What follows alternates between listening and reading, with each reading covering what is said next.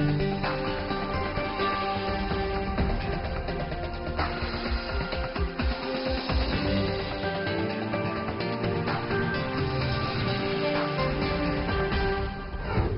today's World Insight with Tian Wei, tensions over Kashmir surge with a change in India's status of the region.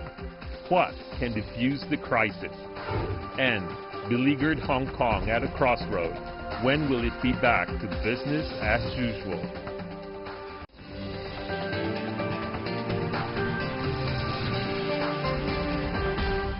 Here is our host, Tian Wei. Hello and welcome to World Insight with me, Tian Wei. The program is coming to you live from Beijing. We begin our show today with the role between India and Pakistan. The Indian government has revoked the special status given to the state of Jammu and Kashmir in its constitution in a move that many say is meant to gain more control of the region. But Kashmir has long been a flashpoint in ties with neighboring Pakistan, which says the move is illegal. Before we loop in our panelists from different sides, take a look at the latest. Pakistan has downgraded diplomatic relations and suspended trade with India. The decision was made in a high-level meeting chaired by Pakistani Prime Minister Imran Khan as a response to New Delhi's scrapping of the special status of India-controlled Kashmir. Islamabad says it will take the Kashmir issue to the United Nations and has called on its armed forces to remain on alert. We are linking our Independence Day celebrations with the right of self-determination movement of Kashmiris, and from Azad Kashmir to Indian-occupied Kashmir, and from it to all the bizarre streets, towns, villages, and cities of Pakistan. Article 370 of the Indian Constitution is considered a temporary provision which granted autonomous status to Jammu and Kashmir in 1949. It means that the Indian Parliament's powers are limited. The state government has to be consulted to make decisions regarding the state, except decisions on defense, foreign affairs, finance, and communications. India said the region's special status had hindered Kashmir's development, and it wanted to fully integrate the region with the rest of the country. Jammu and Kashmir is a part of India, an integral part. There is no legal or constitutional dispute about it. Critics of the decision have called this move undemocratic and unconstitutional, since local leaders were not asked about it. But most opposition parties in India have supported the move. In the election campaign of 2019, Mr. Modi's party committed to scrapping Article 370. Following the change in Kashmir status, the Indian Army and Air Force have been put on high alert. Restrictions on public gatherings are still enforced in the India-controlled Kashmir region. Security has become tighter, with police officers on more frequent patrols, conducting security checks on the streets. For China's part, Chinese Foreign Ministry spokesperson Hua Chunying expressed concern over the situation in Kashmir. She said both sides should refrain from taking actions that could change the status quo and escalate tensions. She added Beijing hopes the two countries can resolve their dispute over the territory through dialogue and safeguard regional stability. Why is India appeared to be bent on changing the status of Kashmir? At what cost?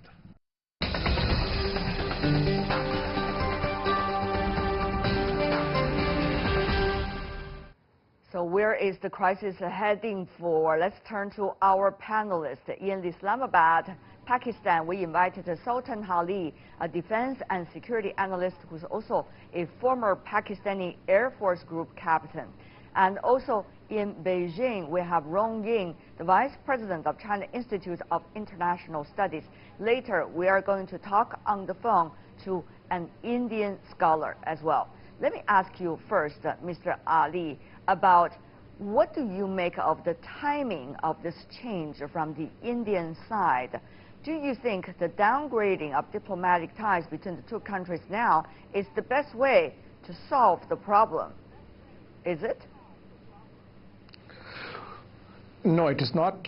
Thank you so much for having me on your show. As to your question about the timing, you got to look at it in the perspective that in the very near past, the Pakistani Prime Minister was in Washington, D.C., where he had a one-on-one meeting with President Donald Trump, in which President Donald Trump surprised everybody by stating that he had been approached by the Indian Prime Minister, Mr. Narendra Modi, regarding Kashmir, and Donald Trump actually offered his services to act as a mediator or an arbitrator to resolve the crisis. Now, this was seen as a very pleasant surprise, but it was immediately denounced by the Indian Ministry of External Affairs, who said that no such talk had taken place. But however, Mr. Trump again reiterated a few days later. Now, as far as the timing is concerned, you see at the moment in the region a couple of things are happening. For example, in Afghanistan, there is an election scheduled to be held in September, which had already been postponed twice before. And the Taliban are holding direct talks with the Americans, and the government of Pakistan has been asked by the US to act as a mediator to bring the Taliban on the talking table. So now, your the window point of opportunity here is short.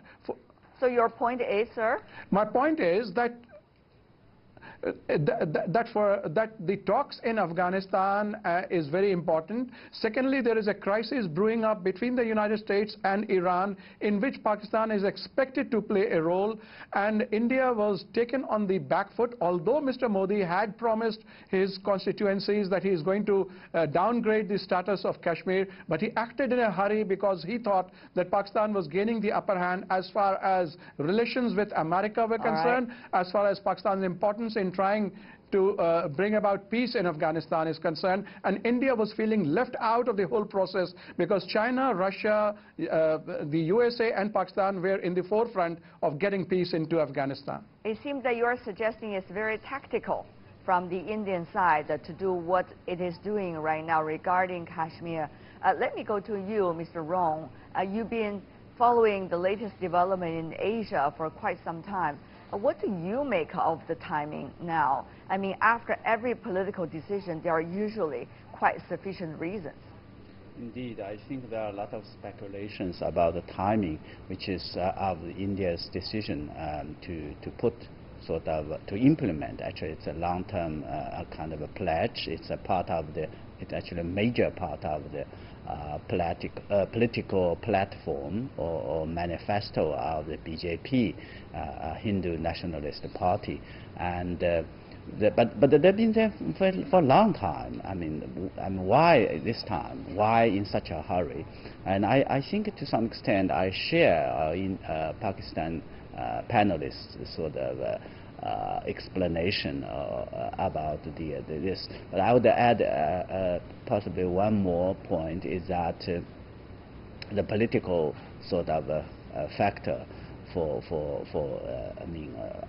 the government, since I for think which government? For India government, for the BJP government, of course, which has won a big majority, and it is I think they got to sort of answer to the request or the demand of its basis, its constituency, and that is being also manifested by the fact that the decision, despite such a controversy and a lot of questions in terms of legalities, it's being welcomed by certainly by the BJP supporters, but also by some of the other parties. If you think about it, it's an emotional issue for both countries, both India and Pakistan.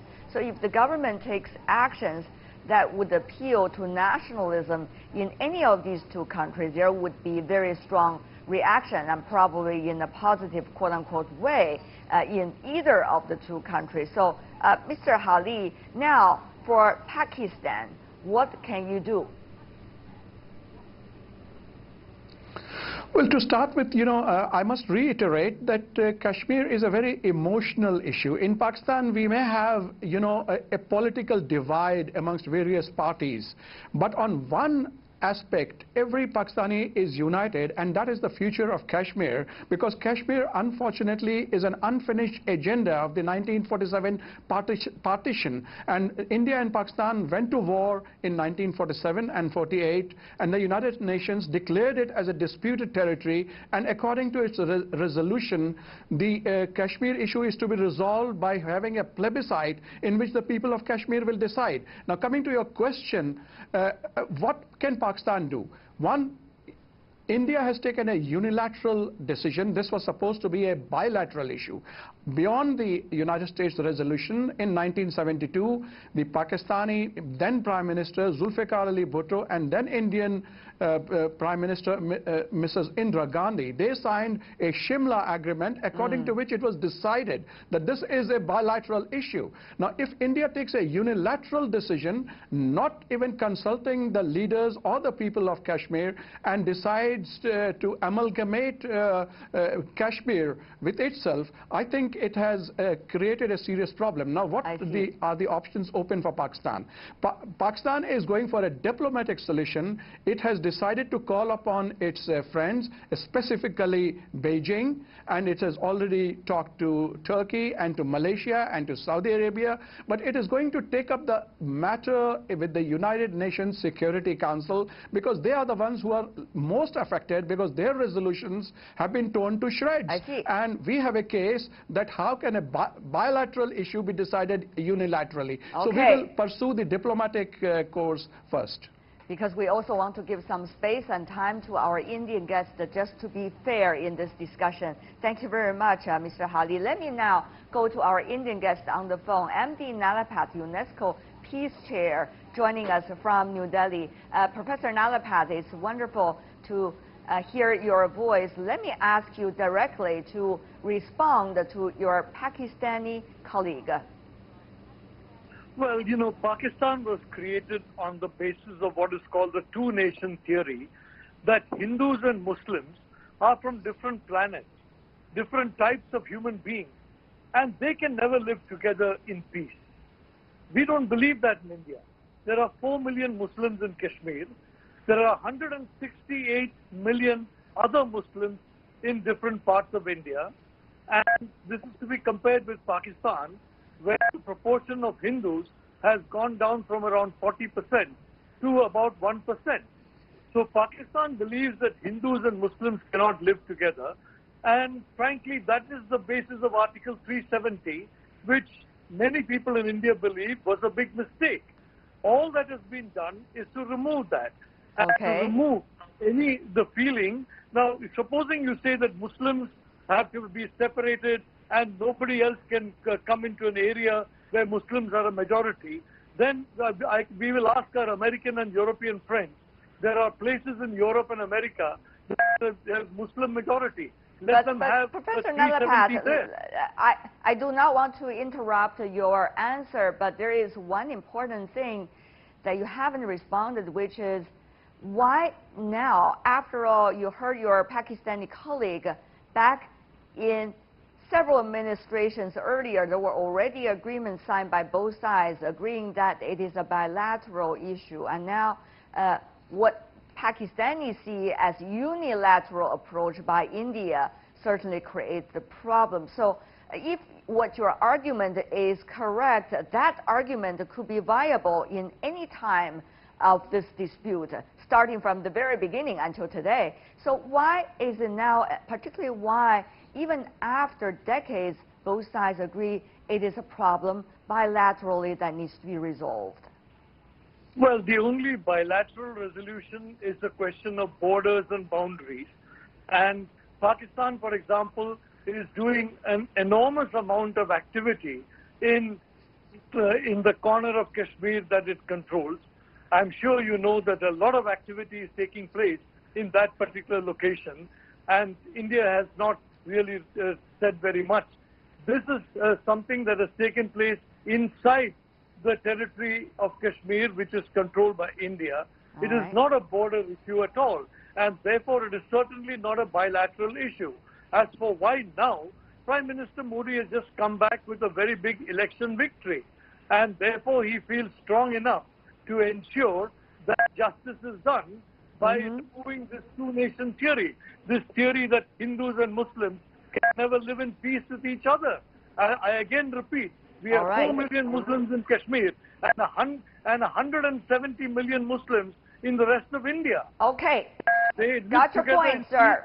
Let me also leave some time for Mr. Rong in Beijing to also have a say in this discussion, at least. Mr. Rong, you heard both sides. What both sides have argued have been the traditional arguments from both sides anyway for decades now. Why this thing's boiling out of control, apparently, that the two sides have to, in a way, degrade their diplomatic ties. It was not easy, after all, to upgrade the diplomatic ties decades ago. Well, indeed, I think this has been very complicated, and I can see from our India colleagues, my friend, Professor Nalapat, very emotional indeed. The question is that out of the, different sort of two opposing sort of views of how this issue should be dealt with. There are some practical issues that need to be taken into account. Give us some examples. For example, the Kashmir issue is a kind of a dispute between India and Pakistan, and that has been recognized internationally. And in other words, anything deal with related to the Kashmir, the dispute has to follow some of the agreements or consensus understanding that has been reached. So taking a unilateral approach for whatever reasons is going to cause problems in the region. Other examples you have? The other issue is that because related to how sort of a national sort of integration or unification should be taken. I think India certainly has its argument and its way to do that, but again, it has been debatable, at least even in India, and about how it should proceed in a way, whether this is legal or constitutional. So and the third, and also equally important, is the regional implications. Kashmir is such a flagship point that have anything. Instability, really chaos would have implications, consequences for the region as a whole. And the region has enough trouble and enough problems. So I think it would be all the kind of right for to call upon India, a rising power, to respond, to take a responsible way to handle this issue. About the last point, I do want to ask the question related to both guests from India and Pakistan. Professor Nalapat, to you first. Has India realized, or is that exactly the goal of doing that right now, that once India declared direct federal governance over the disputed region with Pakistan,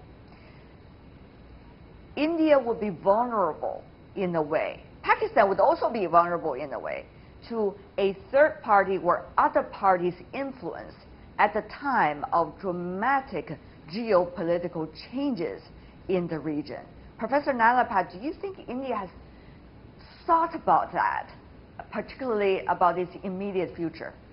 Professor. Well, I'd like to say that in the 1990s, Bill Clinton, the Arab countries, the European countries, certainly, and China were all unanimous that India should make huge concessions to Pakistan. Nothing happened. Donald Trump made, if I may say so, I think, I'm not sure what he was thinking, but he made some very wrong remarks, and within minutes, the Indian spokesperson effectively called Donald Trump a liar. And that was repeated by the Indian foreign minister later, that the man was speaking an absolute untruth when he said that Prime Minister Modi asked him to intervene.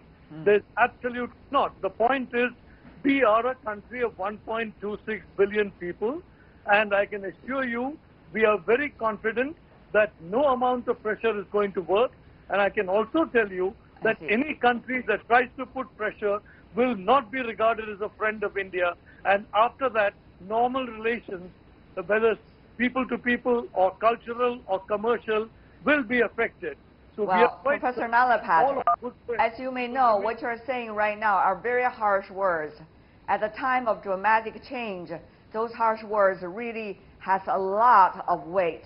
Having said that, though, let me also ask my Pakistani colleague as well, after asking the Indian colleague, Mr. Hali, has Pakistan realized that it would become more vulnerable to geopolitics in the region and probably even beyond once the tension with India escalates? And sometimes these kind of vulnerability could be spinning out of control for either of the two parties. Yes, I'm glad you asked this question because it is very important to consider. Pakistan at the moment is trying to act as responsibly as it can. Now, you see, my friend from India, he's been the right word you used, very harsh. One doesn't talk about the president of any country, be it USA or anywhere else, in such harsh terms, because whatever Donald Trump said was denied by the Indian Ministry of External Affairs. But to date, it has not been denied by Prime Minister Modi. And only 3 days after that, the Energy Secretary of America was asked about this, and he said that you do not expect our president to tell lies, so obviously Mr. Modi must have approached him. And even 3 days later, President Donald Trump repeated his offer of mediation. Of course, he added that if India and Pakistan approach me. Now, as for your question about vulnerability, yes, we are feeling very, very vulnerable, because please also remember that Narendra Modi, after having changed the status quo or removed the autonomy of Indian-occupied Kashmir, has said that he would also you see, like to liberate Azad Jammu Kashmir, which is, you know, with Pakistan, and also Gilgit-Baltistan. Now, these are exactly what I'm talking about, Mr. Hali. What you have just said about the president of another country, which does not necessarily have any direct impact on the two countries that we're talking about, which is India, Pakistan, has become an issue for both of you. And there are issues that you do not have to deal with. That is one of those. When it's bilateral issues, why would it depend so much on the credibility of a third party's president? And that is exactly the result when you're becoming vulnerable to third parties or other parties, Mr. Hali. Has Pakistan ever thought about that? Because this is a very critical issue at this moment. Both India and Pakistan are nuclear powers. This region in the Asia-Pacific, we already see two trade wars. One between China and the United States. The other is ongoing as well between Japan and South Korea. Now, India and Pakistan now, you are probably almost quote-unquote successful in putting yourselves once again as a third point of flashpoint here in this region. This is very much making both of your countries vulnerable. I'm really wondering, have Islamabad ever thought about that, particularly when you think about the future solutions to this crisis? Mr. Hali, briefly from you, sir. Yes, very briefly, this is exactly what our Prime Minister said in his speech to the Parliament. He said that it can lead to war, but this war is going to be a very deadly war, because unfortunately, both India and Pakistan are equipped with nuclear weapons, which is a war which is going to annihilate the total populations of both India and Pakistan, and its nuclear fallout will affect the entire region. So actually, we need to draw back from such a brinkmanship and instead sit down and talk about it. But for the last 3 to 4 years, we have been asking India to come to the tables and discuss it bilaterally. But India has been placing a condition to the talks, saying that you have been responsible for the terrorism or the terror attacks which have taken place in India, and unless you stop supporting terrorism, we are not going to talk to you. Now, you see, unless you talk to each other, you're not going to reach anywhere, and we have to draw back from this brinkmanship. Okay, got it. I got the points both from the Indian side and the Pakistan side. It's very important that we hear both voices. Mr. Rong, I want to come to you. Now, we have to figure out the solution. That's why we need to talk about it, right? It's not just a crisis that's in front of our eyes, but rather a solution that should be in the sight. What is the solution? Is SCO, as some of our earlier screen has demonstrated, the SCO a platform to resolve it? SCO, after all, has just included 2 new members, India, Pakistan. And will that be the way? Or a more multilateral approach in a different format, or bilateral approach from China, or from Russia, or from other countries? Mr. Rong, your thoughts? I have no idea, and no I don't see a solution right now. I only hope that tension will not escalate. And I would add one more dimension in addition to the Indo-Pak relationship, which has already been very bad. You see the diplomatic relations have been downgraded, the ambassador, the high commissioner has been expelled, and ties, economic trade ties have been cut. This is very bad. This is actually, by the way, what the 2 sides, particularly the Indian side, has been working on, looking for in the past years, if not this administration. Then another dimension which is equally important is the minority groups, the Muslims in India, and other sort of states that have been enjoyed more or less similar privileges like Jammu and Kashmir. The way that I think this India government has done has raised a lot of concern and apprehension what would be done. So that could have implications for India, for the stability of India, for the development of India, which is literally the argument I think the Prime Minister Modi is making, that they want to scrap this provision for the sake of development, for the sake of stability. So as for SCO, I only hope and I only wish that with the spirit of SCO, where I think both India and Pakistan has subscribed to when they joined that, they would be able to work together to find a way to address issues and with caution and restraint. But at this moment, I don't see any solutions. Even though we really hope there will be some quick de-escalation of tensions going on in that region between the 2 countries. But for now, I want to thank the 3 of you for joining us. From India, MD Nalapat, Professor, thank you very much. From Pakistan, Mr. Sultan Ali, thank you so much, sir. And last but not least, Rong Ying in Beijing, really appreciate it. You're watching World Insight with me, Tian Wei. The program is coming to you live on CGTN. Further to come on today's show. Beleaguered Hong Kong at a crossroad. When will it be back to business as usual? That's up for discussion right after this break.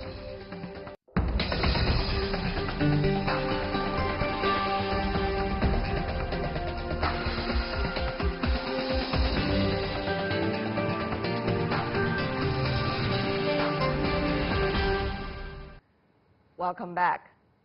You're still watching World Insight with me, Tian Wei. Hong Kong hit by another violent clash on Monday. The unrest descended into citywide mayhem with skirmishes at police station. China on Thursday summoned the U.S. consulate in Hong Kong demanding clarifications over its contact with the Hong Kong secessionist forces. This week, China's central government offices in charge of Hong Kong affairs discussed the recent unrest in a meeting in Shenzhen with representatives coming from Hong Kong. Meanwhile, Hong Kong Chief Executive Carrie Lam reached out to market traders in Hong Kong who were affected by Monday's protests. She pledged to chart a new course for Hong Kong.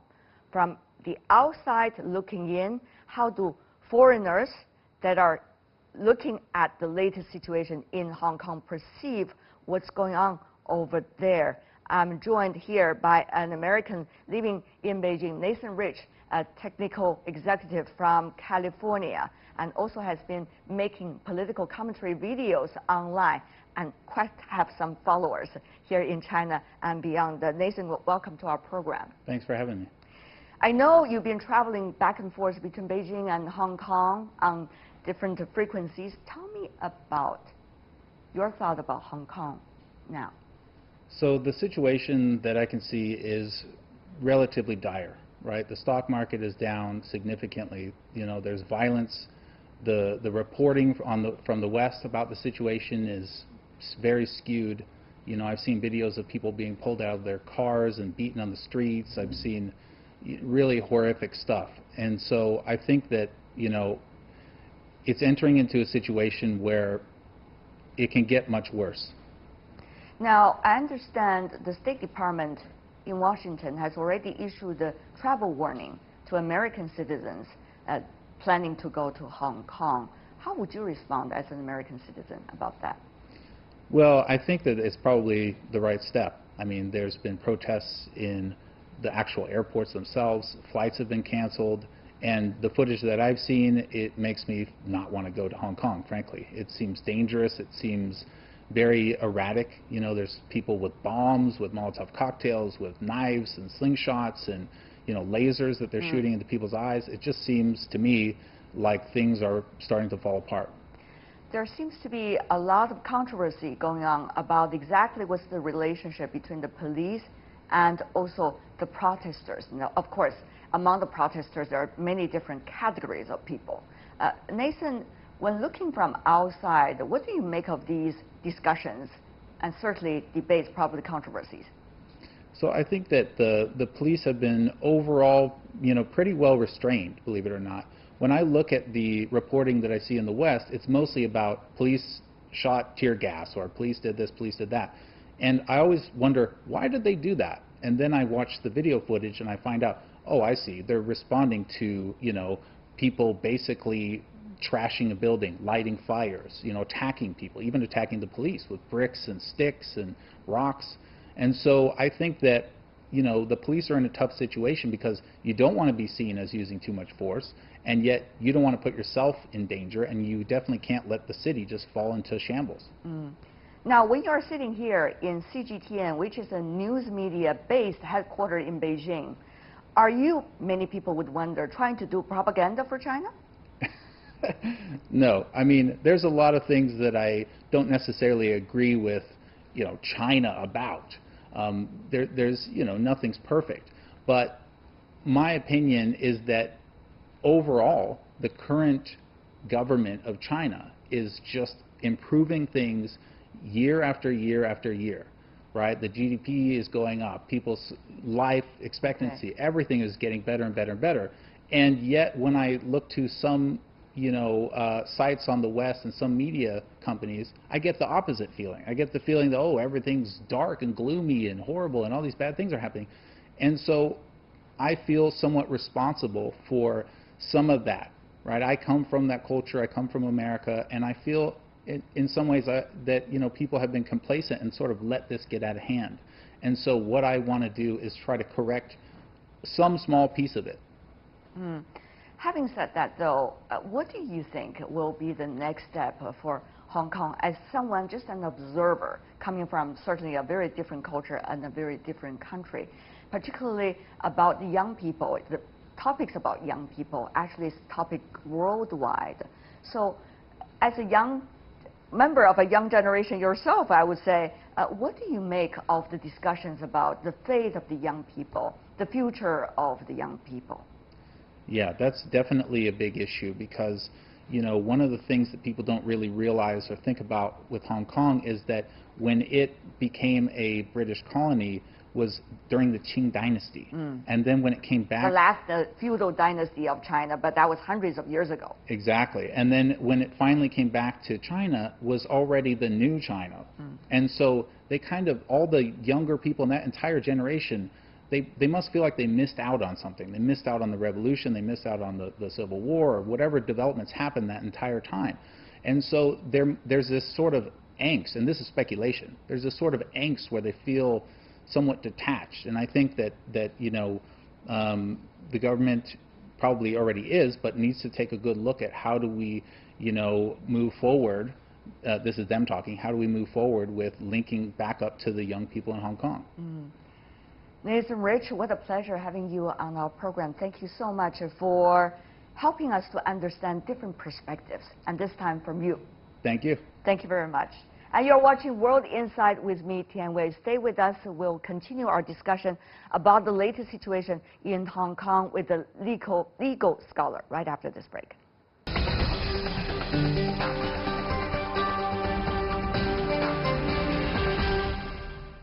Welcome back. We continue our discussion on the issue of Hong Kong. The central government from Beijing recently said that the priority is to restore law and order in Hong Kong.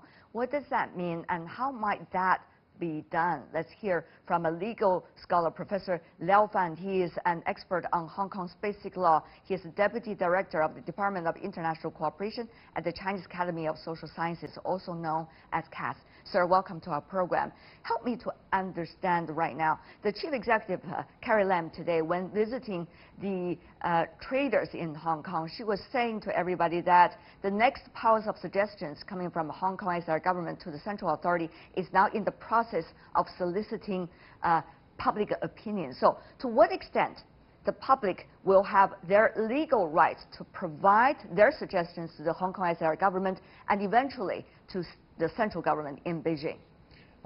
This is actually a very important phase of making the final policy suggestion, because we need to have a wide base of voice from the public. And it's during this process that various voices, different standings, different opinions absorbed into this policy suggestion. And when make the final suggestion, they will sort of combine all these opinions together and submit to the central government. And this, it's not guaranteed that every piece of the proposal will be embodied in the final version, but altogether they will form a foundation of the ultimate suggestions submitted to the central government. I see. Professor Liao, another question, legal issue. Since the latest chaos started in Hong Kong, we have seen several hundreds of people being arrested by the police. Now, according to the laws in Hong Kong SAR, because we're still talking about one country, two systems, legally, you need to look at the laws in Hong Kong to see what's going on. So what kinds of authority does the police have, and how, when these people being arrested, will be put to fair, in a way, legal judgment? Professor. Actually, the line between peaceful assembly and, let's say, disturbance, turmoil, the definition used in Hong Kong was still the one that was coined in 1970 during the colonial period. I see. That was actually following the event of 1967 disturbance. And we have this ordinance passed in 1970 by the Legislative Council. Actually, they use a phrase, the expression of a so-called breach of peace. Whenever, the assembly or, activities during this assembly breach the peace, they cross the line and into some riotous activities.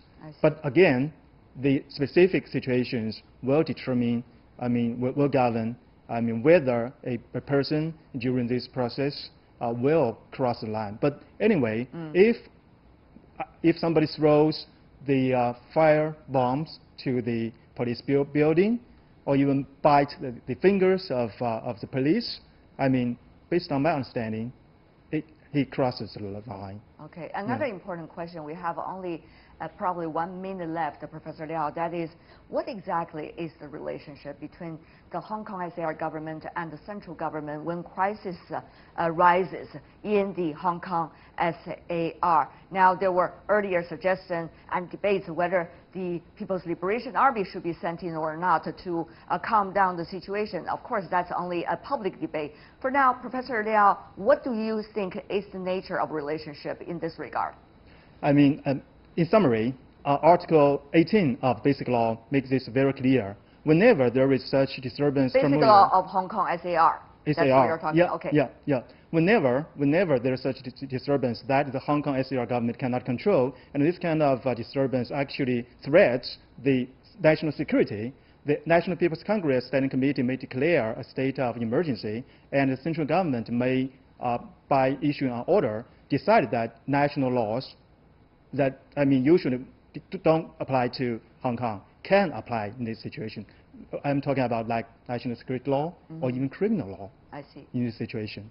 Interesting. Yeah. A lot of legal issues are certainly are being looked at with microscope right now. Yeah. But certainly this is also a very important process for one country, two systems to shine at this point. Thank you so much, Professor Liao Fan from the Chinese Academy of Social Sciences. Really appreciate it.